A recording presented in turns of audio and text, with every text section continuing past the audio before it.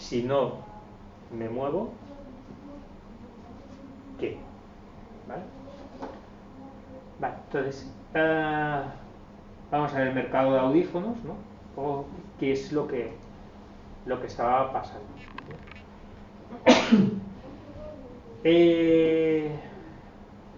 Al final, nosotros éramos fabricantes de audífonos. Antes había muchos fabricantes de audífonos y el mercado cada vez se había ido concentrando más en los fabricantes de audífonos. Es decir, cada vez se iba reduciendo más. ¿Esto por qué? Pues al final tiene que ver con la tecnología y tiene que ver con la capacidad de, ¿vale? Y eso fue una de las cosas que nosotros empezábamos ya a sufrir.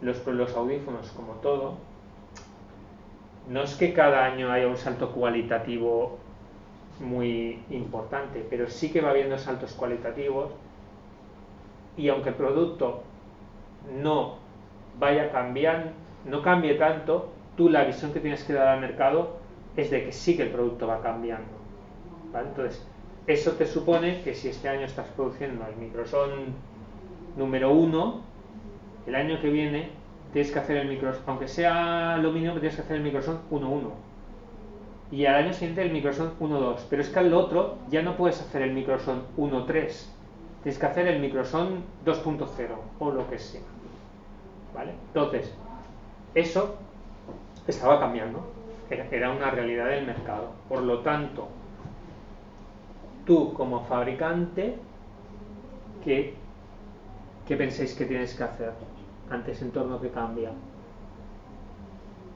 Adaptarte o morir. Entonces, en este caso, nosotros, la adaptación que se buscaba es intentar ver de qué manera el producto, o sea, podías dar el salto en cuanto a unidades, porque antes lo veíamos en el triángulo, ¿no? Que teníamos el I+D+I y teníamos una fábrica, pero al final lo que tienes que hacer es que se produzca, que tengas un producto que produzca unidades para que los costes sean bajos, para poder seguir invirtiendo en I+D y que el producto sea competitivo, ¿vale? Entonces ahí empezábamos a notar que algo en el mercado estaba cambiando y que nosotros necesitábamos que nuestro producto se vendiera más por nuestros propios, intentar buscar distribuidores, pero también por nuestras propias tiendas, para ver si conseguíamos no tener esa dependencia de lo que estaba pasando en el mercado, ¿vale? Por otro lado, aparecían gente ya en el mercado que veía que el negocio no estaba en la fabricación, sino que estaba en la distribución, ¿vale? Por lo tanto, los fabricantes también presionaban para intentar acceder a ser ellos los que realmente llegaran al cliente final, ¿vale? O sea, hay una presión y empieza a haber movimientos a nivel financiero de empresas de inversión que quieren acceder al mercado del retail, etcétera. O sea, hay algo habían cosas que en el mercado que se estaban moviendo, ¿vale?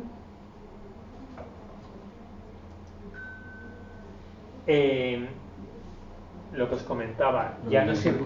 Y en ese punto aún no estabais directos al cliente. Sí, nosotros cuando empieza todo este tema, nosotros en España tenemos las bases muy bien establecidas. Distribuís y vendéis al cliente final. Sí, o sea, podríamos decir que tenemos España es un mercado que está aposentado. ¿Cuál es el problema? ¿Dónde empezamos un poco a flaquear? El flaquear es el producto microson, ¿vale? Porque es un producto que tiene que ver un poco con los dos puntos que vendrán ahora, ¿vale? Es decir, cada vez son productos más digitales, cada vez son productos que hay que renovar antes.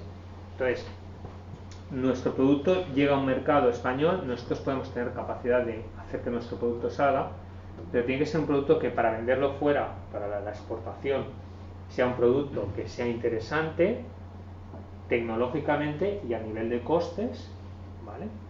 Entonces, nosotros para conseguir eso tenemos que invertir más para conseguir productos tecnológicamente mejores y a la misma vez para que haya un volumen de producción que nos permita que bajen los costes. Entonces, nuestra capacidad de poner nuestro producto en el mercado español tiene un límite. Entonces, o potenciamos la exportación o buscamos vías de que realmente sea a través de nuestros centros en los países de fuera donde también pongamos nuestros productos, ¿vale? Vale, entonces, un poco es lo que decíamos, está pasando en el mercado, los fabricantes saben que el margen está bajo, tienen la capacidad de ir generando producto nuevo, más digital, y también un poco es lo que os comentaba, o sea, cada vez el producto, pues eso, se busca producto más estético, más renovado, etc. Entonces ahí un poco salta una alerta. ¿Habéis visto lo que es el análisis DAFO? Sí. ¿Vale? Bueno, pues un poco, bueno, simplemente es un poco un recordatorio. Voy a buscar por aquí que me lo había anotado.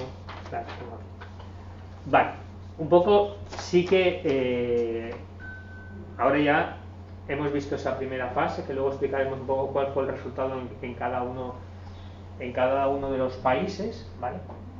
Pero sí que ahora llega un momento en que nos tenemos que plantear bueno, hacer algo de una manera más profesional, ¿vale?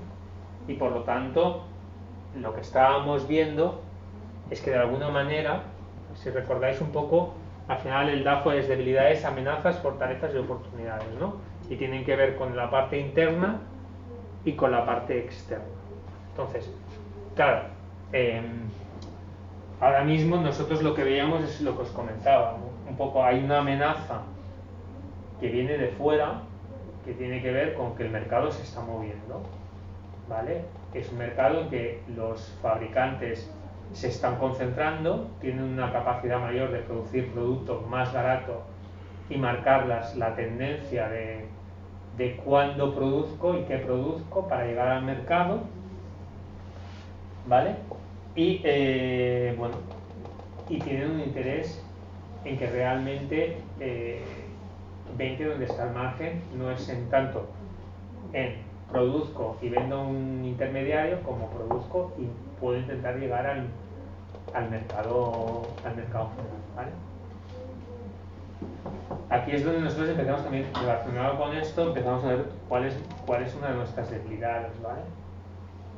Y una de las debilidades que detectamos es que no tenemos, a no ser que produzcamos más, vendamos más, esto se nos va, ¿vale? La parte esta del producto, porque no vamos a ser capaces de producir ni en costes ni en calidad de producto, ¿vale?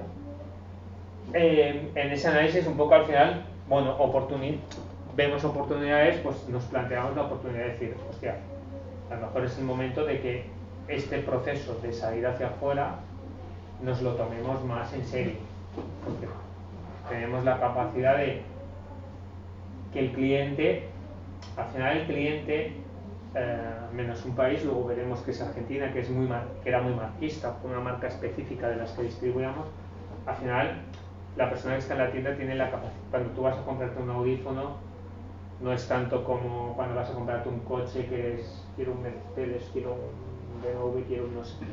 Al final el concepto, un poco puedes más redirigir tú qué producto le pones, ¿no? Entonces eso para nosotros era la oportunidad que teníamos, es decir, es que al final yo puedo decidir al cliente qué producto le quiero tener. Por lo tanto, si yo consigo esta debilidad, superarla y consigo ponerlo aquí en mis tiendas, haremos algo. Entonces, bueno, las fortalezas tenían que ver un poco bueno, habíamos visto que una debilidad era que quizá no estábamos suficientemente profesionalizados. Bueno, aquí empezamos ya a crear una estructura diferente, y empezamos también, nuestra fortaleza era que creíamos que sabíamos vender bien el producto y hacer bien todo el proceso, ¿no? Porque al final no lo hemos visto, no es el objetivo hoy, pero tiene que ver un poco con que bueno, vender un audífono no es vender una televisión, ¿no? Nosotros lo que llamamos es adaptar, ¿no? Porque al final a una persona que le pones un audífono hasta que consigue, o sea, un audífono hoy por hoy todavía no sigue siendo que el 100% sea la audición natural, ¿no? es a lo que se camina, pero no deja de ser una audición que no es exactamente la misma que una persona está acostumbrada. Entonces, también normalmente cuando se lo pones a una persona, son personas que ya se han acostumbrado a oír menos. Pues nosotros lo que siempre llamamos es el proceso de adaptación. ¿Por qué? Porque desde que se lo pones en la oreja hasta que consigues que el cliente se habitúe, ¿vale? Hay que hacer un proceso, ¿vale? Por eso, y eso creíamos que lo hacíamos bien, y esa era nuestra fortaleza, ¿vale?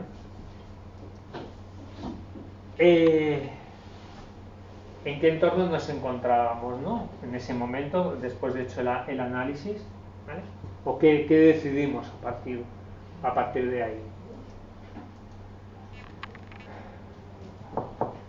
Crecer tiene que ver ya con que hay que considerar el grupo, o sea, para asegurar su éxito futuro, ¿vale? O sea, ahora estamos hablando ya de un tema de que tiene que ver con el futuro de la empresa, ¿vale? Tenemos que un poco acelerar el crecimiento, ser más competitivos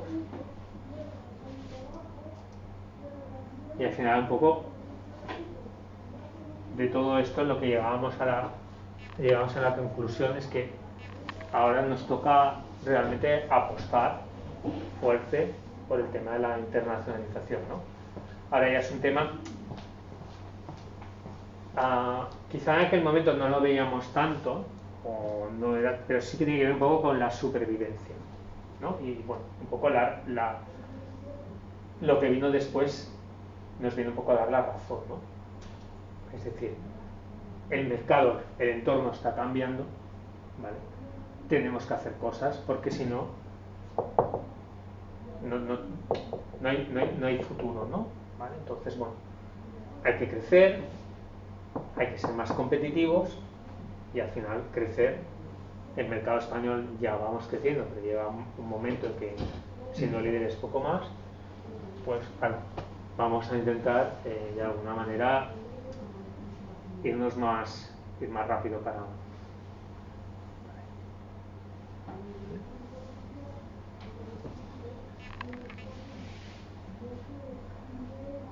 En ese momento, pues al final el crecimiento internacional ya no es una opción de crecimiento, sino es de estrategia para defenderte como empresa, ¿vale? Y además, como ahora veremos, llega un momento que dices, bueno, claro, voy a entrar en mercados nuevos, pero ¿en qué mercados, no? Porque al final yo no he ido entrando, pero alguien habrá ido entrando, ¿no? Entonces, es lo que se llaman las ventanas de oportunidad, ¿no? O sea, lo que nos vamos dando cuenta es que año que pasa, año que a lo mejor es más difícil el poder entrar en un país, ¿no? Sobre todo porque luego cuando hablaremos de la experiencia, al final os explicaré un poco cuál fue la experiencia de cada país. Y ahora os hago un spoiler, por ejemplo, de lo que nos dimos cuenta, que es lo que nos pasó en el caso de Italia, es que hay mercados que no puedes llegar montando, por decirte algo, 2 o 3 tiendas, ¿vale? O sea, nosotros cuando fuimos al mercado italiano, ¿vale? Que es el mercado de mercado padre de Amplifon, ¿vale? Que son un poco luego los que compraron a Gaes, ¿vale? Claro, Amplifon era el líder del mercado italiano. Entonces, si tú llegas a Italia y pones 6, 7, 8 tiendas, el esfuerzo que tienes que hacer de esto es que luego, para no hacerle ni que le entre una tos al principal competidor, ¿sabes? O sea, el aprendizaje es que hay mercados que no puedes entrar, o entras o no entras, ¿vale? O sea, que esto tiene que ver un poco hacia dónde decidimos entrar y el por qué decidimos entrar en esos países. ¿Y por qué queríamos correr? Porque en muchos de esos países las ventanas de oportunidad ya se iban cerrando. ¿Vale? Entonces, lo que comentamos en esta segunda fase, optamos ya sí que, a diferencia de lo que veíamos en la primera, sí que fue un poco ya nos hemos profesionalizado más, tenemos las personas adecuadas, ¿vale? Y empezamos un poco con lo que sería la parte de un análisis más en detalle, país por país, para ver hacia dónde tirábamos.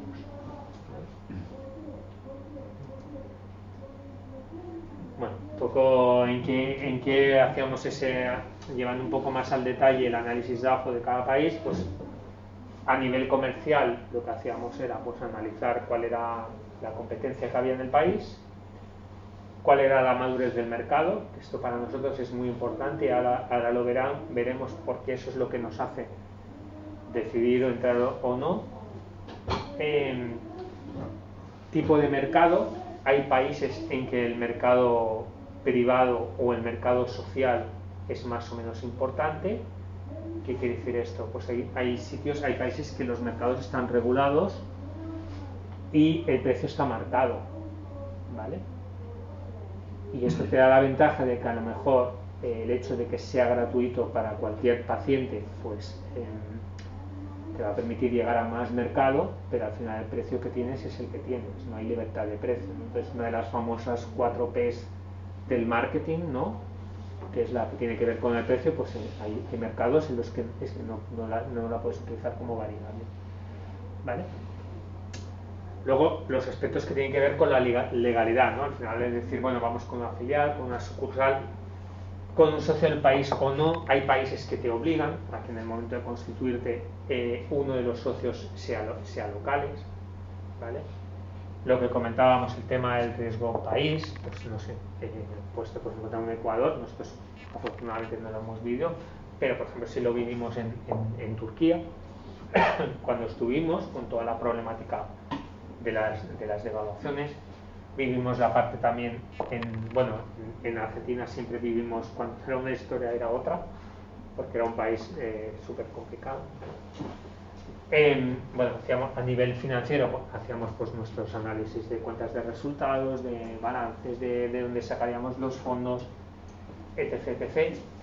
Y otra cosa muy importante, y luego veremos un poco, es qué hacíamos en cuanto a recursos humanos, ¿vale? En cuanto a recursos humanos, tener en cuenta que para nosotros la figura importante tiene que ver con la persona que vende, ¿vale?, que es lo que se llama el audioprotesista, ¿vale? Cada país tiene una regulación diferente. Hay países que te obligan a que sea una persona que tenga una titulación, otros países que no. Hay países más clasistas o no. Por ejemplo, nos pasó en el caso de Argentina, que allí, por ejemplo, es una carrera universitaria, entonces tienen unos perfiles muy técnicos, cuando nosotros al final lo que nos interesa es que sean perfiles muy comerciales. Bueno, todas esas cosas que la experiencia te va diciendo cuando entras en un país nuevo, con lo que te tienes que enfrentar.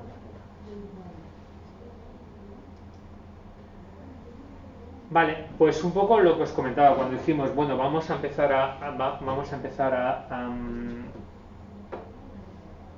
ir un poquito más rápido. Claro, esto es un poco este análisis que se hizo de Europa, ¿vale? No he encontrado el que hicimos el que hicimos en su momento en Latinoamérica, pero bueno, me sirve un poco para explicaros el por qué en base a esto hay países en los que decidimos que no valía la pena, ¿vale? Claro, al final cuando buscamos los nichos de mercado, ¿no?, al final pues un poco lo que acabamos mirando tiene que ver, por ejemplo, es cuál es unidades. Nos dice un poco cuál es el volumen global de unidades que se están vendiendo en total en el país, ¿vale? ¿Cuál es el grado de penetración? ¿Vale? El grado de penetración un poco lo que te marca es tu mercado hasta dónde puede crecer. Hasta dónde puede crecer comparándolo con otros mercados que quizás son más maduros, ¿vale? Al final, esto lo que te viene a decir es del total de población, ¿vale? ¿Cuál es el grado de personas que tienen, a ver si lo digo bien, ¿vale?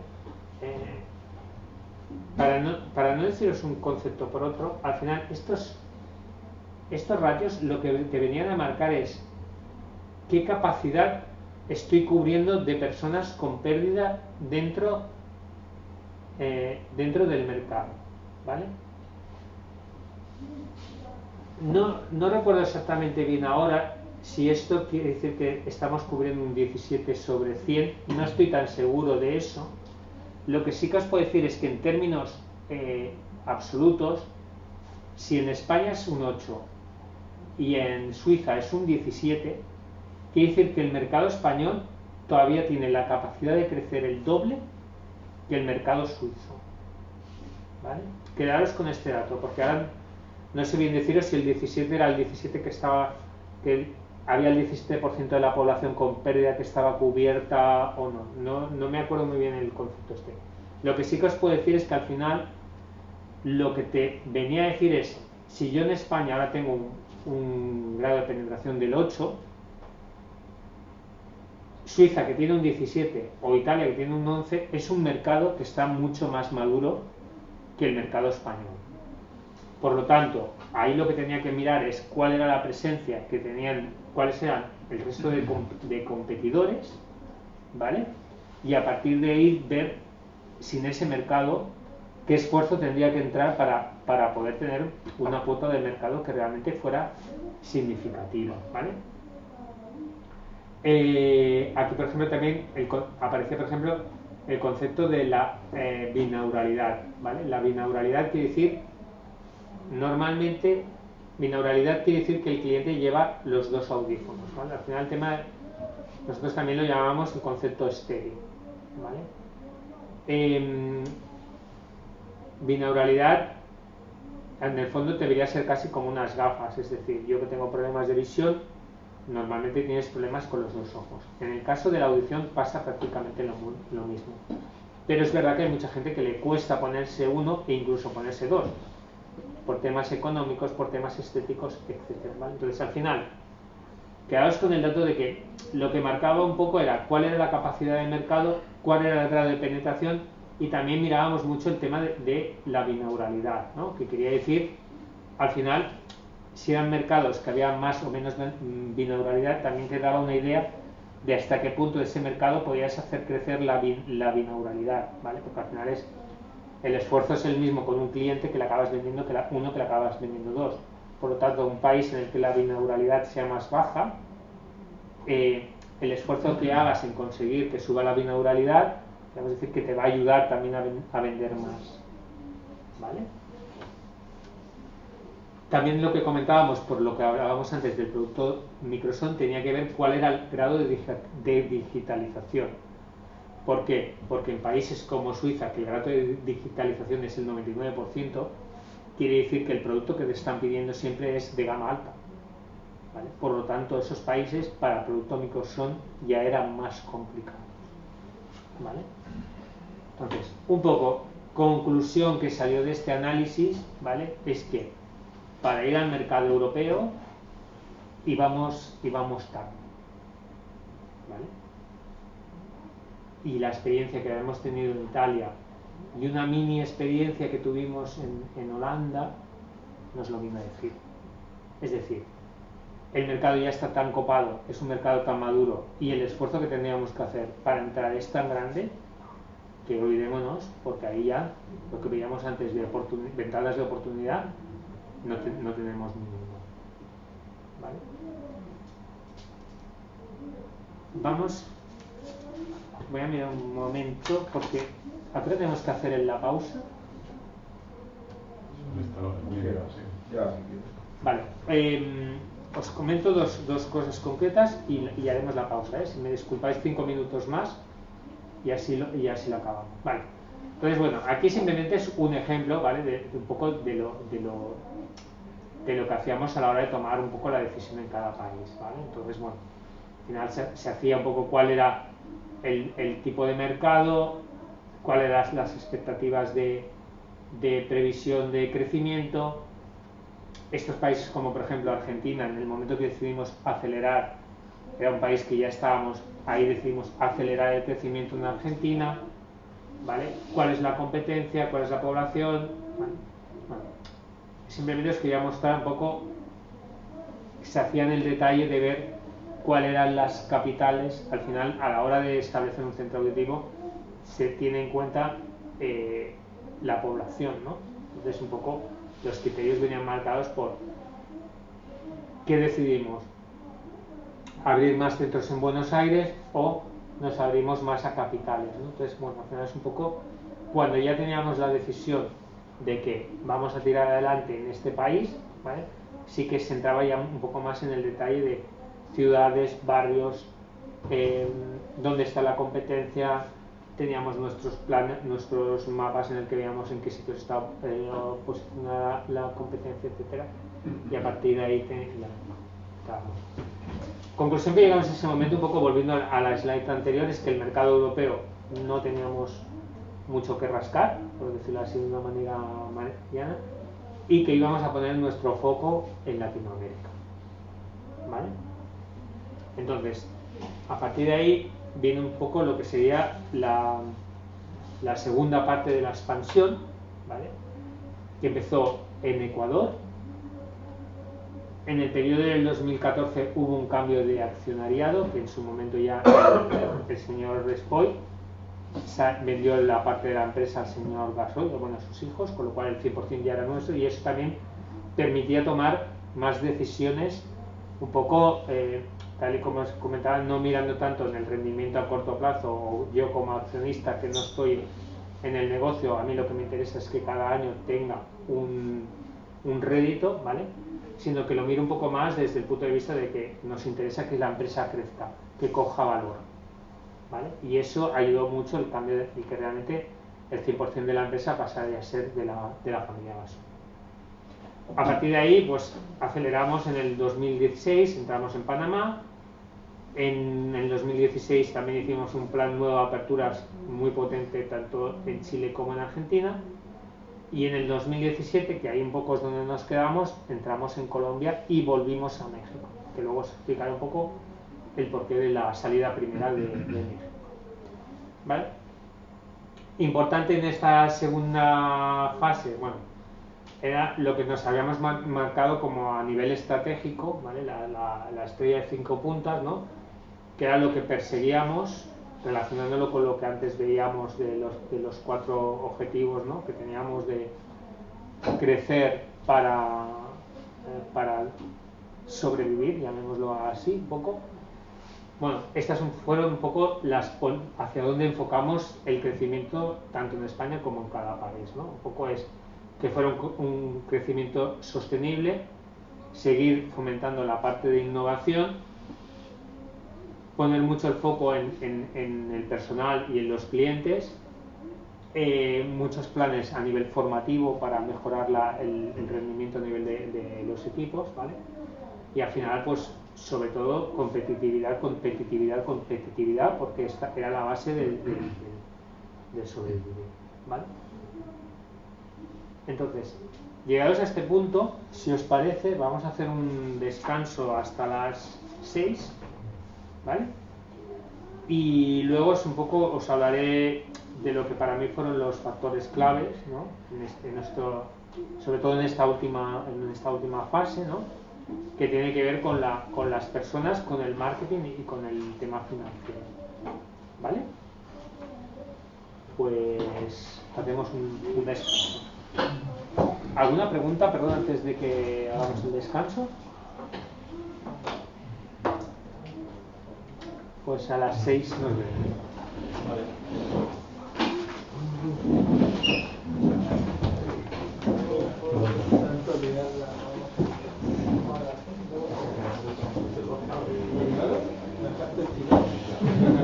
Me calentaste.